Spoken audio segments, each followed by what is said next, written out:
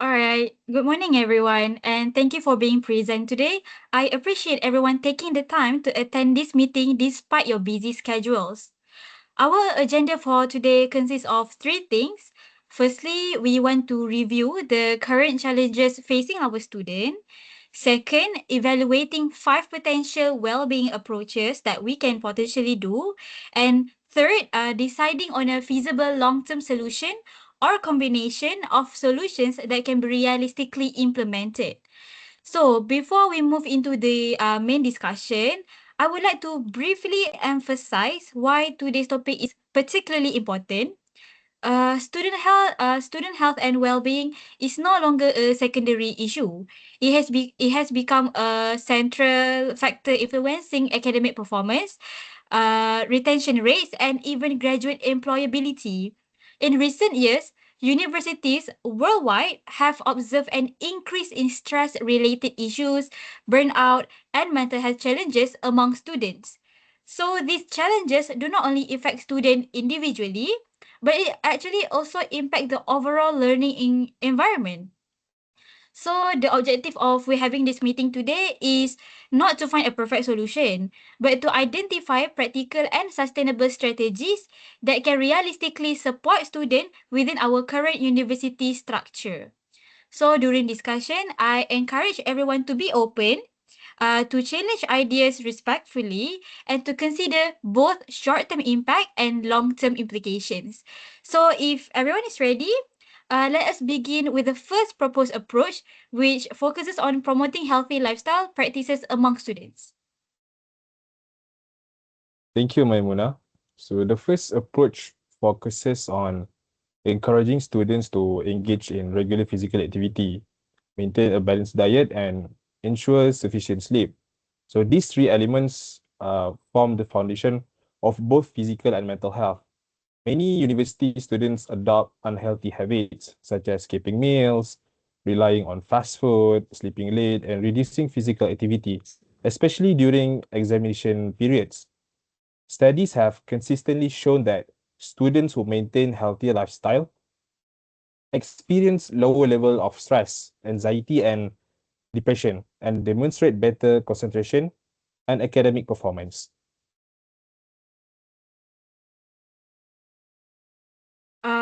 Those benefits are indeed well established. However, let me challenge this slightly. From your perspective, do students primarily lack awareness, or do they lack the capacity to practice these habits consistently? In my opinion, Maimuna, most students are already aware of what constitutes as a healthy lifestyle. They know the importance of exercise, sleep, and proper nutrition. So the real challenge lies in implementation. Academic deadlines, part-time employment, and social commitments often take precedence over health. So, if I understand correctly, knowledge is not the main barrier, is it? But time pressure and competing priorities are. That raises an important concern about how effective awareness campaigns alone can be. The university environment itself sometimes discourages healthy behavior. For instance, late night study culture is often not normalized and even praised. Students who stay up all night sometimes viewed as being more dedicated, which sends a contradictory message. That is a very interesting point. In other words, institutional may unintentionally reinforce unhealthy habits. This suggests that responsibility does not rest solely with students. Exactly, SHAZLIANA. Promoting healthy habits without addressing academic pressure could unintentionally place the responsibility entirely on students. When students fail to maintain these habits, they may feel guilty or inadequate, which could actually worsen stress levels. That is a critical observation. We certainly do not want our initiatives to create additional psychological pressure. I agree. That is why I see this approach as a supporting strategy rather than a standalone solution. So it can be effective when combined with structural or academic changes. So, to summarize this discussion, healthy lifestyle practices are essential and beneficial, but on their own, they may not sufficiently address the root causes of student stress, particularly those embedded within academic culture and workload expectation. So, let us keep this conclusion in mind as we move on to the second approach. Hazwan? The second approach focuses on implementing a work prioritization and workload management system for students. One of the most significant contributors to student stress is not necessarily the volume of work, but the inability to manage it effectively. Many students struggle with planning, prioritizing tasks, and accurately estimating how long assignments will take. This often leads to procrastination, last-minute submissions, sleep deprivation, and anxiety. Research from Macon also indicates that effective time management is strongly associated with lower stress levels and improved psychology well-being. That is a compelling argument. However, could you clarify how this approach would be translated into practice within the university context? Certainly, this could include structured time management workshops, guided scheduling frameworks, or digital planning tools introduced during student orientation. These skills could also be embedded into existing student development or first year experience programs. All right, so embedding it into existing programs seems particularly practical. But let me pose a concern here. How do we really ensure students apply these skills rather than just simply attending a workshop passively? That is precisely my concern as well. Attendance does not necessarily translate into behavioral change. That is a valid point. One possible solution is to incorporate follow-up sessions or peer accountability groups. Students could reflect on their schedules, share challenges, and discuss how they apply these strategies in real academic situations. I like that idea, Hazwan. It shifts the approach from a one-off intervention into an ongoing process. I would also like to highlight that effective workload management can indirectly support healthier lifestyles. When students manage their time better, they are more likely to sleep adequately, eat properly, and engage in physical activity. That is an important connection. It suggests that this approach may address some of the limitations we identified in the first strategy. From an implementation perspective, this approach is relatively low cost and scalable. It does not require major infrastructural changes, which make it highly feasible within our current structure. All right, so we have seen several strengths here. Direct engagement with academic stress, potential spillover benefits for health behaviors, and high visibility. However, I think we should also acknowledge that academic stress is not the only challenge students face here. With that in mind, let us proceed to the third approach and examine how it complements or challenges the strategies we have discussed so far. What do you think, Shazliana? Thank you, Maimunah. The third approach proposes the development of structured peer support groups. These groups will provide a safe, informal, and non-judgmental platform where students can share personal experiences, academic challenges, and coping strategies with peers who genuinely understand the pressure of university life. Research shows that many students are more comfortable discussing stress and emotional difficulties with peers rather than approaching academic staff or professional counselor, based on Duke University Report 2023. In other words, peer support can be a more approachable first step for students who are reluctant to seek formal help. I think that's a very interesting point there, Shaz. But let me challenge this idea slightly. How do we ensure that peer support groups remain constructive and do not become spaces for excessive complaining, gossip, or negative reinforcement? That is a valid concern. Peer support group must be structured, not just informal hangouts. They should have defined objective, session rules, and trained facilitators who can guide the discussion. The focus should be problem solving, emotional validation, and mutual encouragement, not just venting. So you're saying structure is essential, but what about the risk of students using the group as a platform to spread negativity? That can be controlled through ground rules. For example, session could start with a check-in and end with an actionable coping strategies. Facilitators can redirect conversation that become unproductive. The group should not be a space for complaining for comfort, but rather than sharing for growth. I agree with Shazliana. Additionally, peer support groups can serve as reinforcement for other strategies. For example, students can share time management strategies, learn through workshops, and hold each other accountable. That is a strong point. So, peer support can act as a bridge between academic skills and emotional well-being. But how do we ensure students will take it seriously? One idea is to integrate peer support into academic modules or student development programs. If participation is part of structured program, student may take it more seriously. Another option is to make peer support a credit-bearing activity or a recognized student leadership role. Interesting. That will also encourage responsibility and ownership among peers mentors. I want to add that peer support groups can help reduce stigma. Many students feel embarrassed to seek professional help due to fear of being labeled. In a peer group, they may feel less judged and more understood.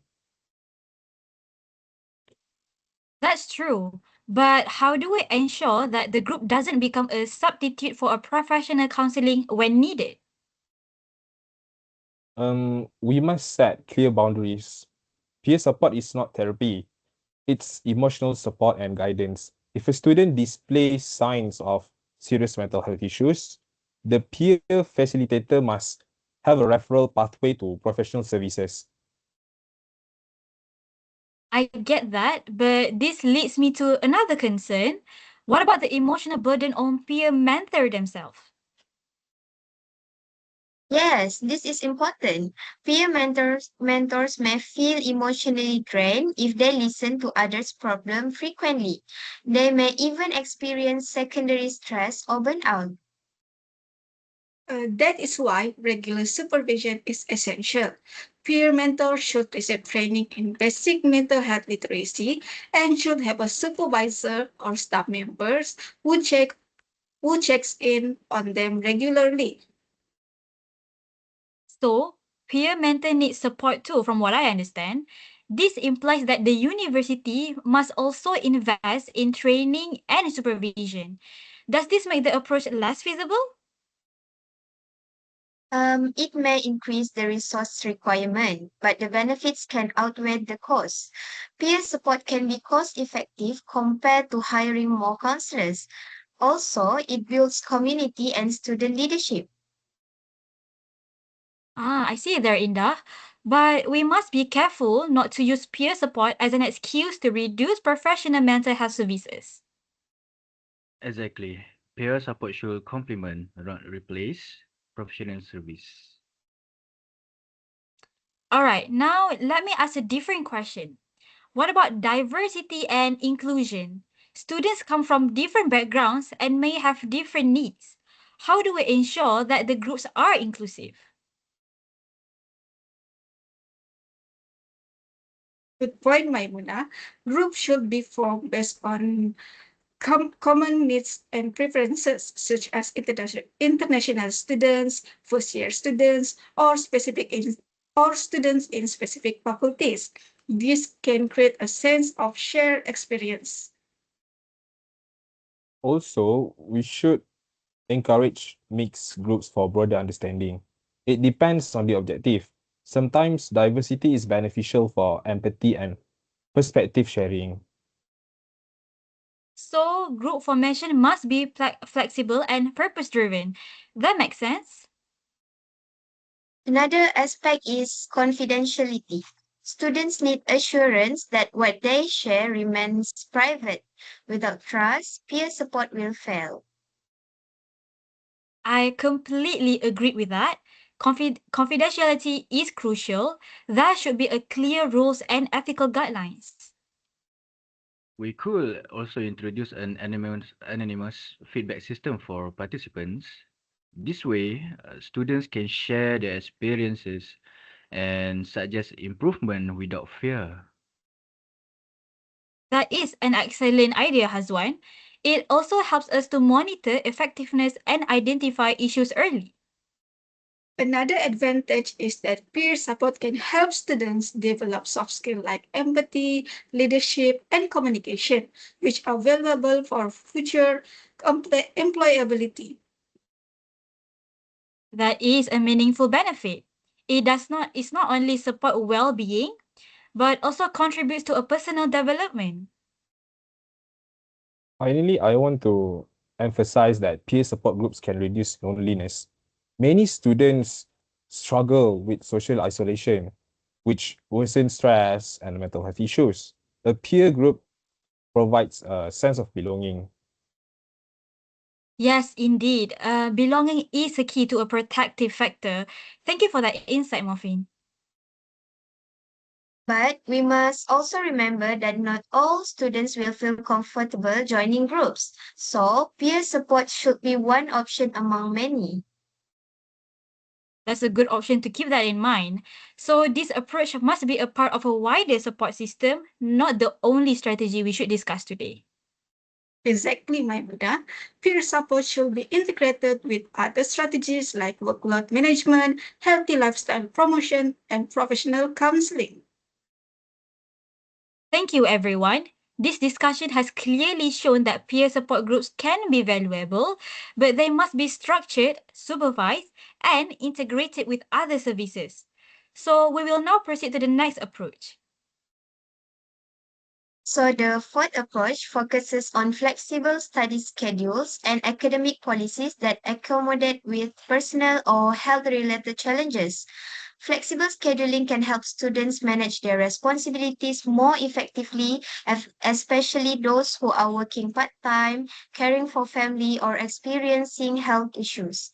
For example, options such as extended deadlines, flexible attendance, recorded lectures, and alternative assessment dates can significantly reduce pressure and provide students with more control over their academic workload. That sounds promising. However, I want to address a potential issue here. Could flexible schedules create concerns about fairness? For instance, students who do not need flexibility may perceive it as unequal treatment. Yes, that is a valid concern. Flexible policies must be transparent and based on genuine needs. They should be applied consistently and only granted through clear criteria such as medical documentation or documented hardship. Another issue is that flexibility might unintentionally encourage procrastination for some students. Without strict deadlines, some may delay tasks until the last minute. That is a crucial point. We must consider whether flexibility will improve well-being or perhaps creating a new issues. I agree, flexibility is helpful for those who truly need it, but it may also reduce discipline and time management skills if not properly regulated. So the key here is to balance compassion with accountability. We need policies that support students without compromising academic standards. Exactly. One possible solution is to combine flexibility with support. For example, flexible deadlines can be offered along with academic coaching or monitoring to ensure students remain on track. That seems like a reasonable compromise, but we should also consider the administrative burden. Flexible scheduling requires staff coordination, tracking, and additional workload for lecturers. Yes, it will increase administrative effort. That is why it may not be feasible to implement immediately across all faculties. Instead, we could start with pilot programs in selected departments. That makes sense. A full-scale implementation would be difficult administratively, so starting with pilot programs is more realistic in my opinion. Maimuna, if I may, I would like to propose another approach. Of course, Mofin, I appreciate the additional perspective. Please share your next approach. Thank you. So the fifth approach focuses on strengthening professional counseling service. This is essential, especially for students experiencing severe mental health issues, such as depression, anxiety disorders, and also trauma. So professional counseling provides evidence-based support and crisis intervention, and also long-term therapy, which peer support cannot replace. I fully agree. However, I want to raise the issue of resources. Expanding counseling services requires significant financial investment and professional staff. Do we have the capacity for this? That is the main challenge. Hiring more counselors, creating more office spaces, and expanding training requires a long-term commitment and also budget allocation. Another issue is accessibility. Even if we have counseling service, students may face long waiting lists, which defeats the purpose of timely intervention. So there is a risk for that professional services become available in theory, but not in practice due to capacity limits. Yes, that's why professional counseling should be part of a multi-layer support system. Peer support groups can serve as a first level, while counseling remains the second level for serious cases. From an implementation perspective, counseling expansion is important but may be more realistic as a long-term institutional goal. We can start with small steps such as increasing counseling hours, hiring part-time counselors, or partnering with external agency. So it seems both approaches have strong benefit, but also significant challenges. We may need to treat them as long-term goals rather than immediate solutions. Yes, sure, Maimuna. These approaches are necessary, but we must be realistic about resources and feasibility. Thank you. Let us keep these points in mind as we move into decision making here. We have now discussed all five approaches in detail. Before we make any final decision, I would like to invite each participant to summarize their preferred option and reasoning. For me, I strongly recommend prioritizing workload management. It directly addresses academic stress, which is the primary cause of student anxiety. Workload management teaches students lifelong skills such as planning, prioritizing, and time estimation. I believe this approach provides a long-term benefit that extends beyond university. Students who manage their workload effectively are more likely to succeed in careers and life. While I agree with Hazwan, I believe peer support is equally important. Without emotional support, academic strategies alone may not be sufficient. Students may learn time management, but they still need a safe space to express emotion, share stress, and build resilience. Peer support groups help students feel connected and reduce isolation. Initially, I prioritize lifestyle interventions because they address health conditions. However, after this discussion, I now believe lifestyle interventions are more effective when supported by academic and social strategies. Healthy lifestyle practices are more important, but they cannot solve academic pressure or emotional challenges alone. From an implementation perspective, a combined approach involving workload management and peer support is the most feasible. Workload management is low cost and scalable, while peer support can be integrated into existing students' societies and student development programs. Institutional support like flexible scheduling and counseling expansion is important, but may be more realistic as a long-term goals. I sense there is a kind of agreement on the direction, but I would like to explore one concern. Is there a risk that combining two approaches may reduce focus or clarity? For example, will students be confused about which strategy to follow here? That was my initial concern too, Maimunah. I worry that combining approaches might dilute the impact. However, I now see that peer support can reinforce workload management rather than compete with it. The two approaches can complement each other. Exactly. Peer support groups can act as practical spaces where students apply and reflect on workload strategies. Students can share how they plan their week, what worked, and what didn't. This combination strengthens both academic skills and emotional resilience. Thank you. I appreciate your thoughtful reasoning. Based on the discussion, it appears that a combined approach offers the most balanced solution. To confirm here, are we in agreement to prioritize work prioritization and workload management, also peer support groups? Yes, agree. Yes, I Yes. agree. Yes, agree. Thank you, everyone. The decision is confirmed.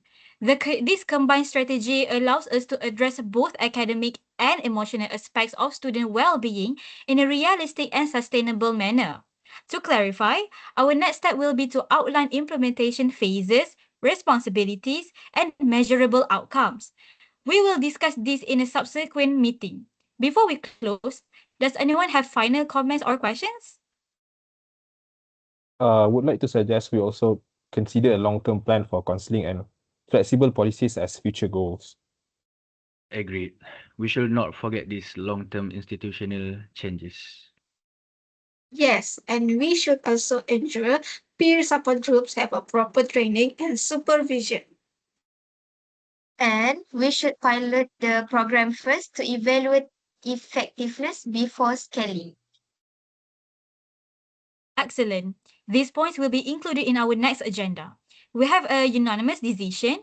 This is a significant step forward for our university community. For the record, we need a volunteer to prepare the minutes of meeting and distribute them to the dean's office by Friday. Anyone? I will take care of the minutes, Maimunah. I will ensure all the justifications and the data points from Owen, Macon, and Duke are included. Thank you so much, Indah. We will meet on our next meeting, probably on the 22nd of January, to review the first draft of the implementation timeline. Thank you all for your times, your passion, and your intellectual honesty today. This meeting is officially adjourned. Thank you, Thank you. Maimunah. Thank you, Maimuna.